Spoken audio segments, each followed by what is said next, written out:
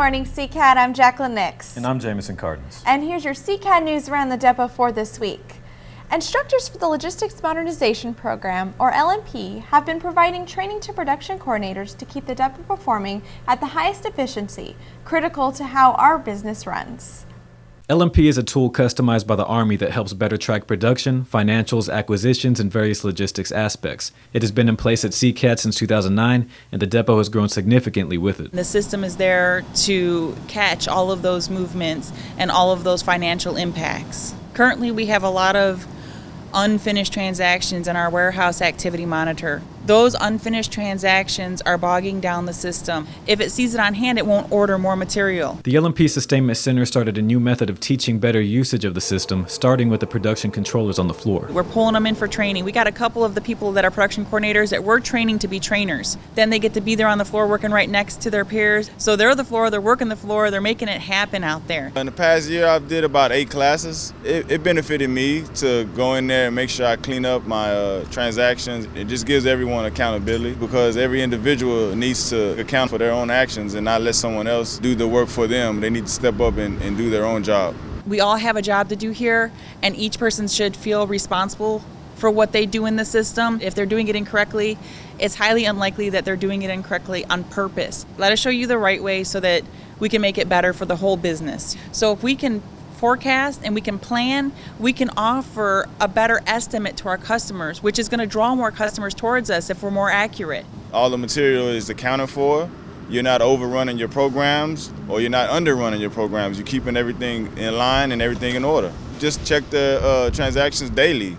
They may not have anything for the next day, but if they let weeks and weeks go by and then they want to check it, they may have 15, 20 different transactions that either weren't accepted or need to be confirmed. I mean, I'm open for all classes, so anything to help me out, to help the depot out, I'm in for it.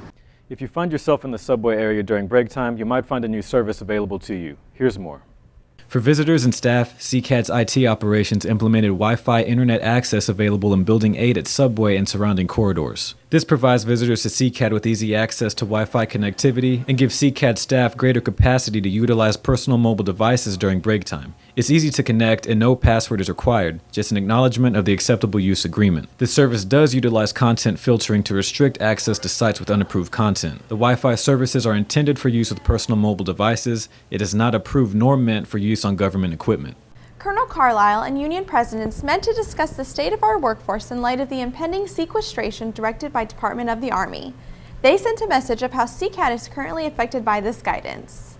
The CCAD workforce was the priority in a meeting between its commander and representatives. On January 16th of this year, the Secretary and Chief of Staff of the Army issued guidance directing DoD to take immediate steps to reduce expenditures while maintaining operations. Planning for what-if scenarios is being done, but ultimately the Colonel and union presidents foresee that CCAD's posture will sustain the depot. What we have right now, we should survive through this test period, because nothing has really come down to say, okay, CCAD, you're going to reduce, but I feel very confident right now the Corpus Christi Army Depot will survive this. This notion is due to the depot's already efficient operation and lower cost, but a defense-wide hiring freeze is currently in place. It prevents us from adding to the present workforce. Now, within the workforce we have here that are already Department of the Army civilians, the approval authority has been delegated down to me as the commander to make moves within the workforce we have. So we are working to ensure that we've got what we need in the right places. New programs from PMs that have never been done at this depot are currently being brought in. This means we're producing and providing a great quality product at the best value for the joint warfighter. The possibility of furloughs was addressed. However, these are last resorts in the sequestration effort. We're probably, just like in the past when we've had the same thing happen, it doesn't affect those working capital fund activities that produce. It affects others, but it doesn't affect the group here. But at this point, I don't know. With the war closing, there will be less flight, but the cost of sustainment will rise in the future as supported branches have an aging fleet of helicopters that have been used significantly. And I know this depot will be there to lower those sustainment costs as much as possible. Customers and representatives are taking notice of CCAD's business practices. You show me a business that will say, hey, if we do it for less, you get the money back. And this depot does that. Mr. Estevez, the Assistant Undersecretary of Defense for Logistics, when he was here, he said, I am amazed. This is the gold standard by which to measure depots. Be involved. If If you want to protect your job, the best way to protect it is protect our soldiers, give them the most buying power, and you'll be here for many, many years to come.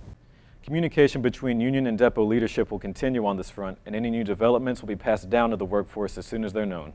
And that does it for this edition of the CCAD News. For Jameson Cardenas and all of us here, I'm Jacqueline Nix. Have a wonderful week.